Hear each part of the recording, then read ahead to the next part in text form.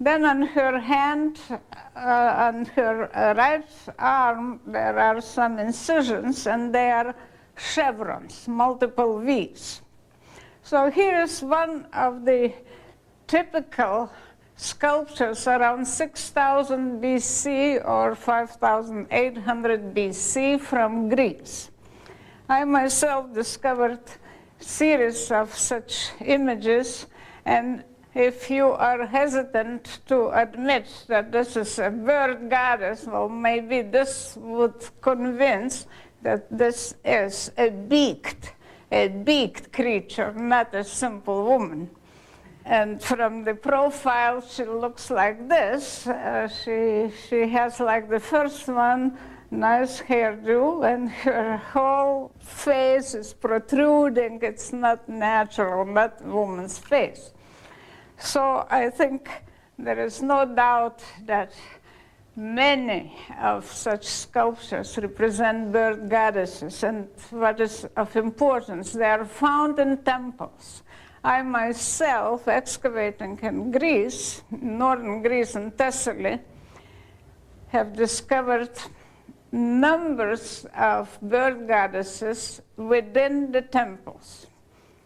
There were maybe 3 or 4 consecutive temples, and it was possible to count how many of them are found within the temple, and the altars or maybe fallen down on the floor next to the altar, and not in the courtyards.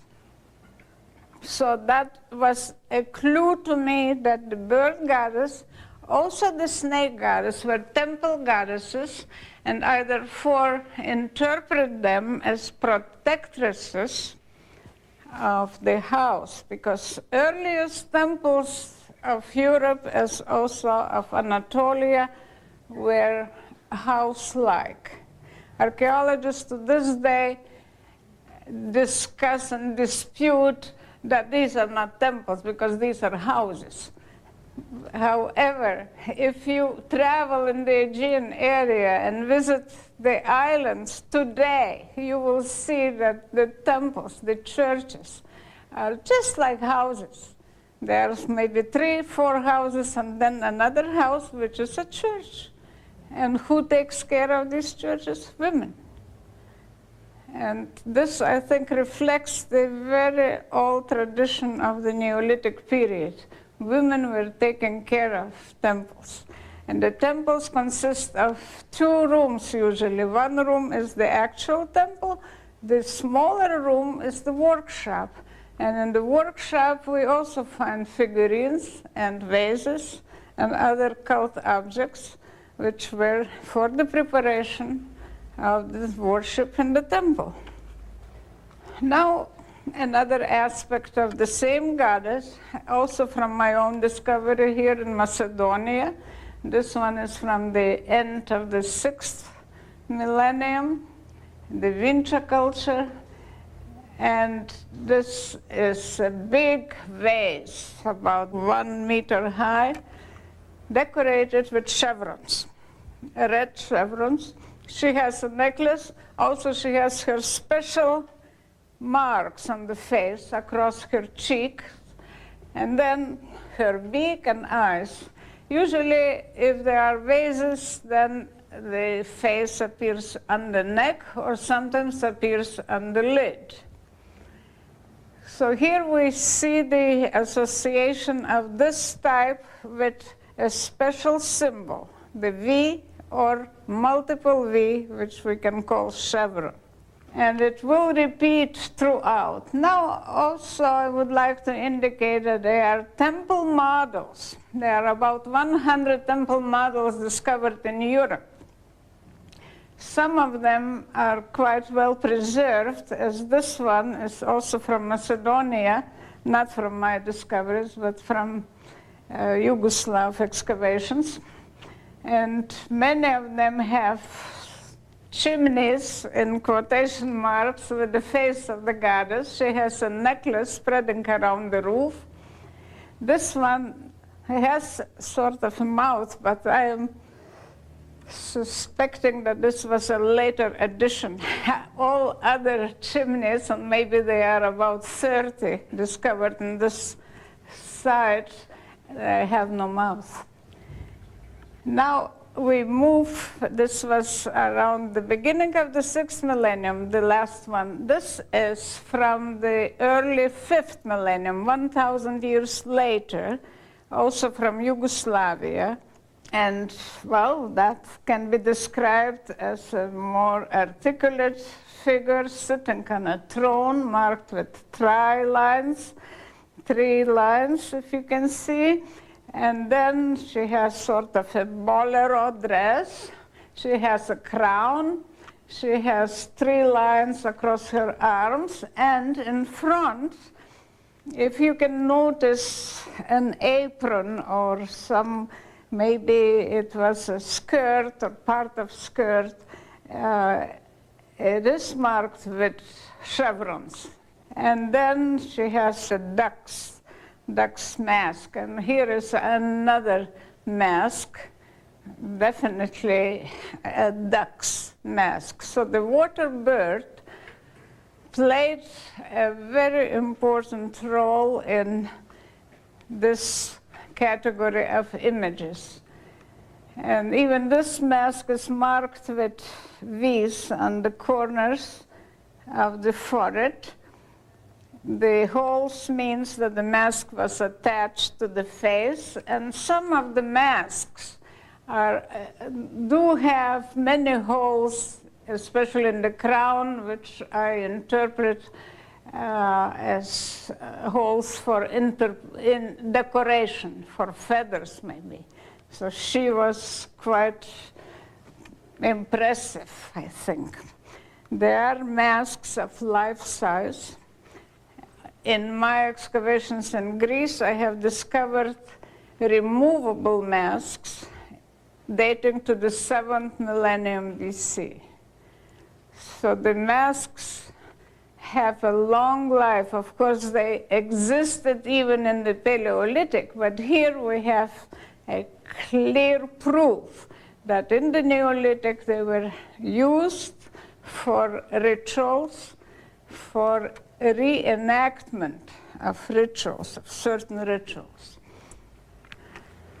The question of the beginning of this kind of symbolism associated with the bird can be seen, we can find the answer to that in some Paleolithic figurines. What you see here is a Paleolithic figurine, probably from the time between 20,000 and 14,000 BC, found in the Ukraine, which is the western part of the Soviet Union, from Mezin. This is, if you see in the middle, this is the profile, I would say it is a water bird. The upper illustration indicates an expanded extension of the symbols.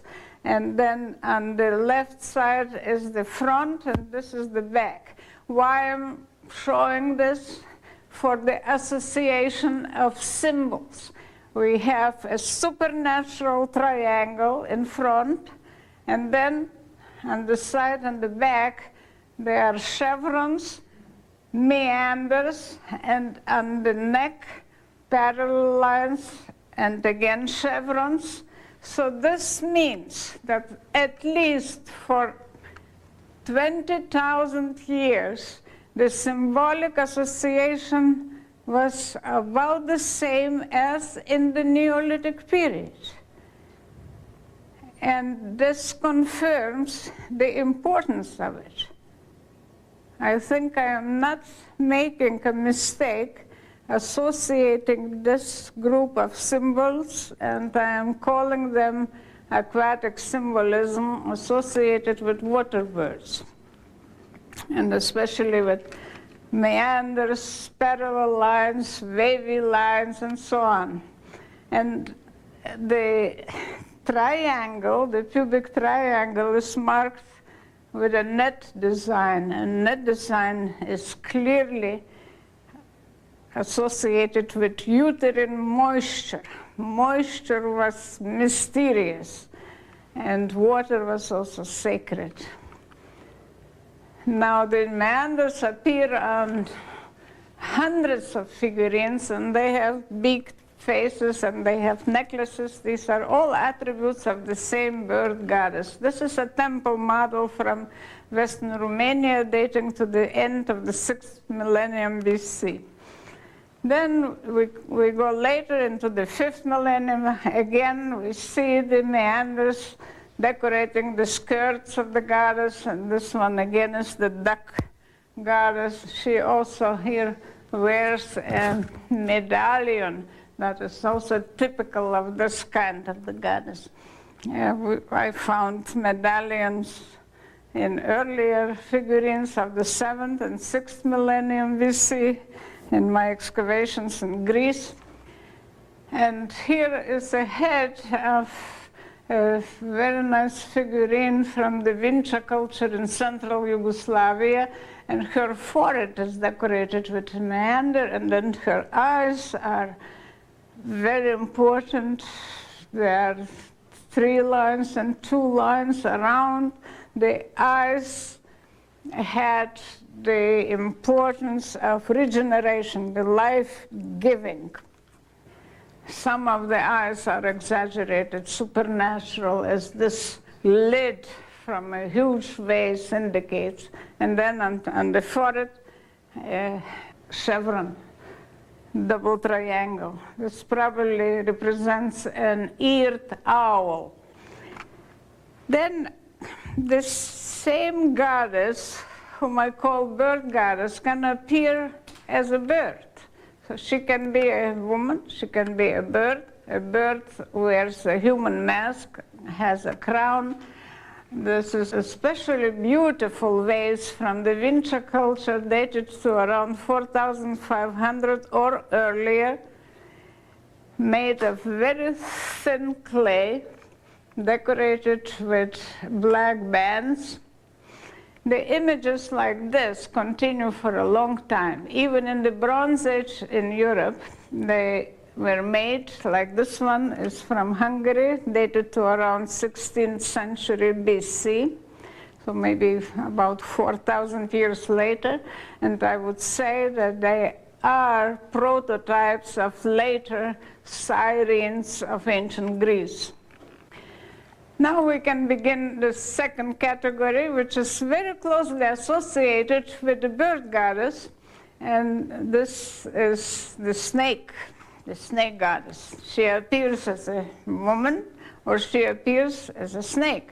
There are many snakes found as sculptures of snakes and also painted on pottery. This is a very clear example. She is decorated with snakes. Her arms merge with the body, with the snakes, and her legs are not even shown, but her head is a snake head. This is from Anatolia, from the 6th millennium BC. Now another example from Turkey, from central Turkey, is from Haçlılar, is from the first half of the 6th millennium BC. Now you see the legs are snake coils. The arms are also probably snakes, but here you can see just like arcs, and her head is decorated with an aquatic design. Other images are simply women, but here are also hybrids. Her legs are snakes, her arms are also almost snakes, her mouth is long, her nose is not much of a woman's nose, and then she wears a crown. Crown is especially typical of snake goddesses. The crown appears in later times, like here in an example from Crete around 2000 BC. And in front we see the crown, but what is in the back are a mass of writhing snakes. This, I think, is the beginning of what we still have in folklore. In folklore, the crowned snake is